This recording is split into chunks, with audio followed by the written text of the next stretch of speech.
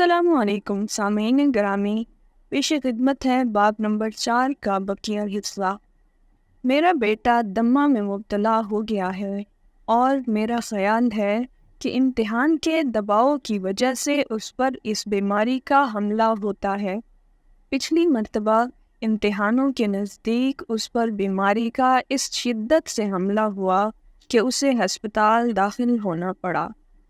کیا ایسی کوئی تجویز ہے جو اس صورتحال میں استعمال کی جا سکے؟ یہ میرے لیے ناموزوں بات ہوگی کہ میں طبی حالات پر کوئی تبصرہ کروں۔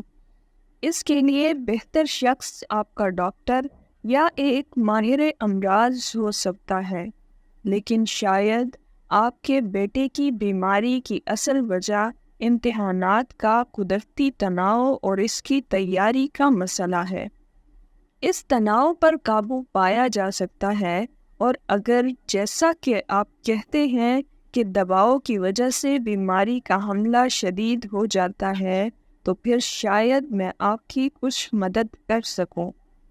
اس کے پہلے نقطے کی حوصلہ افزائی کی جائے کہ تناؤ اکثر ناکامی کی وجہ سے نہیں بلکہ ناکامی کے خوف کی وجہ سے پیدا ہوتا ہے، اور ایسے خوف کو ابتدائی سطح پر ختم کیا جانا چاہیے۔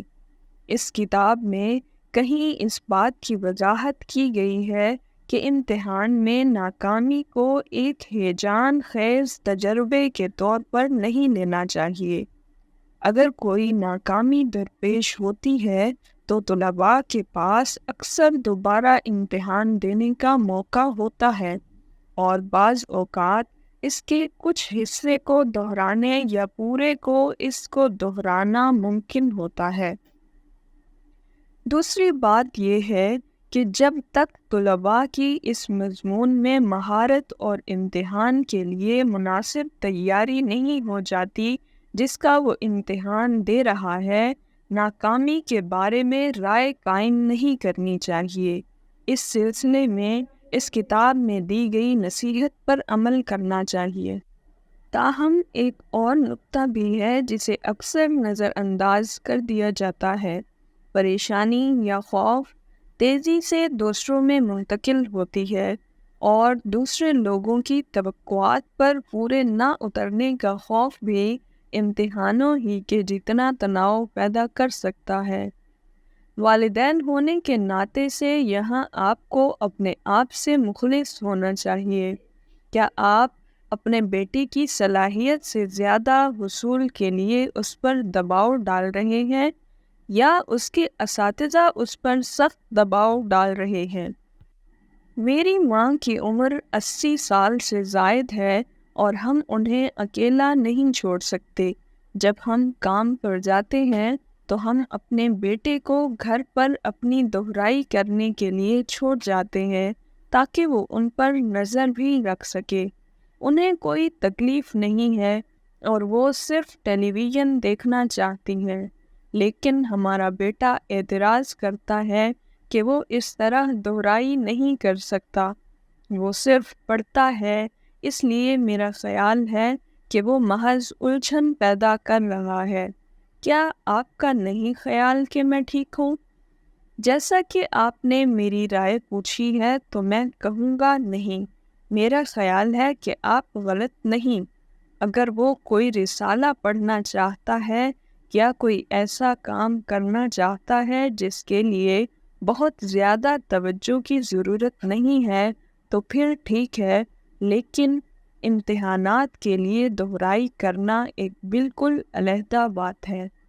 اسے ایک طرف تو اپنے کام کے لیے پوری توجہ کی ضرورت سے اس کی پڑھائی میں بار بار خلل پیدا ہوتا ہے۔ پڑھائی صرف غیر مدافعتی سکون اور خاموشی میں ٹیلی ویژن کی مداخلت سے دور ہی مناسب طریقے سے ممکن ہے۔ آپ سمجھوتا کرنے کی کوشش کیوں نہیں کرتے؟ اگر وہ ان تمام خلفشاروں سے دور ایک علیحدہ کمرے میں دہرائی کر سکے تو دونوں مقاصد حاصل کیے جا سکتے ہیں۔ وہ ہر آدھے گھنٹے کے بعد یا جب بھی وہ تعلیم میں تھوڑا سا وقفہ لینا چاہے اپنی دادی اماں کو دیکھ سکتا ہے اور آپ بے فکر ہو کر باہر جا سکتے ہیں۔ میرا بیٹا یونیورسٹی میں پڑھتا ہے اور اس نے مجھے بتایا ہے کہ اس نے یونیورسٹی کے پہلے سال کے دوران کوئی عملی کام نہیں کیا ہے۔ اب اس کے امتحانات میں صرف 2 ہفتے رہ گئے ہیں اور وہ پریشان ہے کیونکہ اس نے ابھی تک دہرائی شروع نہیں کی۔ میں اسے کیا نصیحت کر سکتا ہوں؟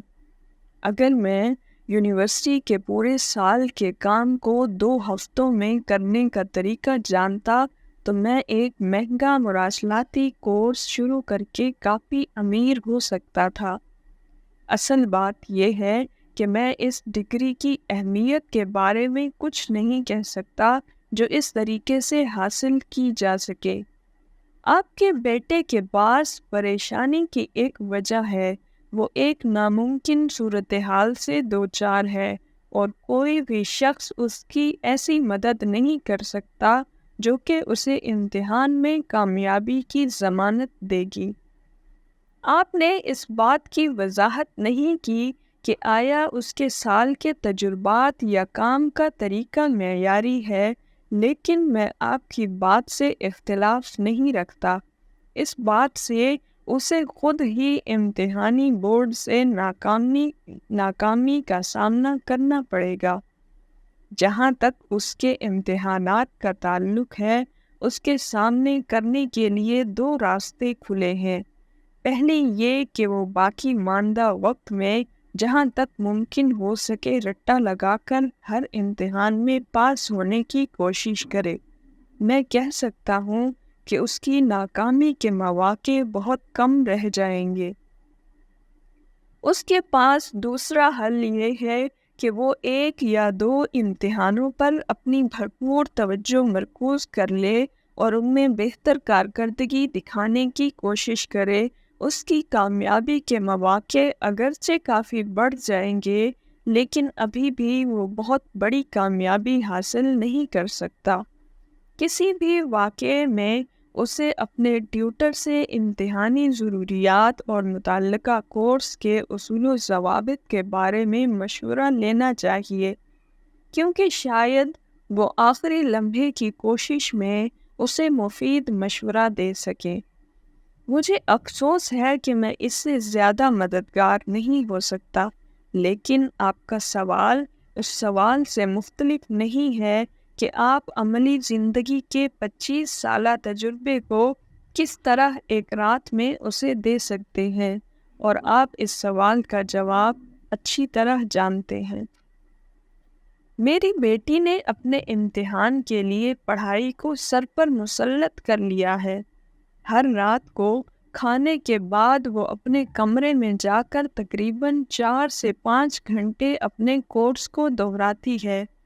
بعض اوقات تو وہ کھانے سے پہلے بھی کافی دیر تک پڑھتی ہے، اور یہ اس کے پورے ہفتے کا معمول ہے، اور یقیناً یہ بہت زیادہ ہے۔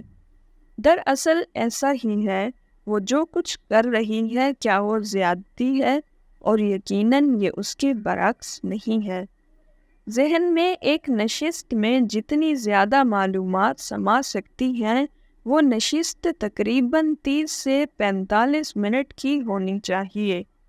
اس سے زائد کا نتیجہ یقیناً بے سود کوشش ہوگی۔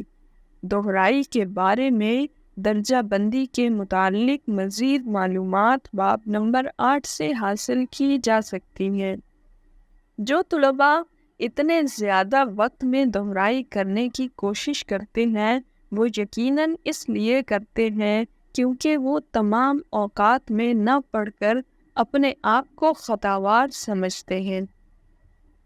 وہ اس مفروضے کی بنا پر کام کرتے ہیں کہ وہ جتنی محنت کریں گے اس سے ان کو اتنا ہی فائدہ حاصل ہوگا۔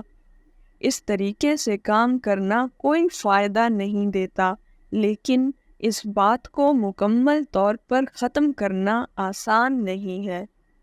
ایک طریقہ جس سے یہ مقصد حاصل کیا جا سکتا ہے وہ یہ کہ اسے کہا جائے کہ آیا وہ کسی مضمون کو دوہرے اوقات میں پڑھ کر زیادہ فائدہ حاصل کرتی ہے یا علیحدہ مضامین کو علیحدہ علیحدہ مناسب اوقات میں پڑھ کر اسے اچھے فوائد حاصل ہوتے ہیں۔ اگر وہ ایمانداری سے کام لے تو وہ اس بات کا اعتراف کر لے گی کہ دوہرے اوقات میں مطالعے کے دوران وہ کافی معلومات حاصل کر لیتی ہے، یا شاید بہت زیادہ معلومات اکٹھی کر لیتی ہے۔ اگر اس مشاہدے کو اس کی ذاتی پڑھائی میں دیکھا جائے تو اسے شاید اس بات کا احساس ہو جائے گا کہ بہت زیادہ پڑھنا اچھی چیز نہیں ہے۔ ایک دوسرا نقطہ یہ ہے کہ پڑھائی کے دوران کچھ آرام بھی کرنا چاہیے، کیونکہ یہ پڑھائی کے دباؤ سے کچھ دیر آرام پہنچائے گا۔ تاہم 2 گھنٹے کی تھکا دینے والی پڑھائی کے بعد صرف 15 منٹ یا اس سے کچھ زیادہ کا وقفہ یقیناً ایک اچھا تصور ہے، اور اس سے یقیناً ہر لحاظ سے ضمانتی فائدہ حاصل ہوگا۔ میں اپنے بیٹے کو اس کے او لیول کے امتحان کی دہرائی کے لیے کیسے رضامند کر سکتا ہوں؟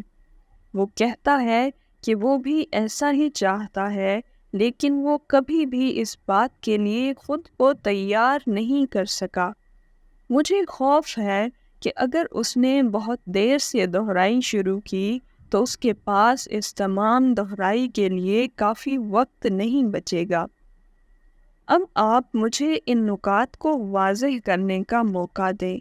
جی ہاں، آپ کی دہرائی کو بہت دیر سے شروع کرنے کے بارے میں رائے بالکل درست ہے۔ آخری لمحے ذہن میں بہت زیادہ معلومات ٹھوسنے سے حقیقی فوائد حاصل نہیں ہو سکتے۔ لمبے عرصے تک کم وقت کی بھرپور توجہ سے بہت زیادہ فوائد حاصل ہوں گے۔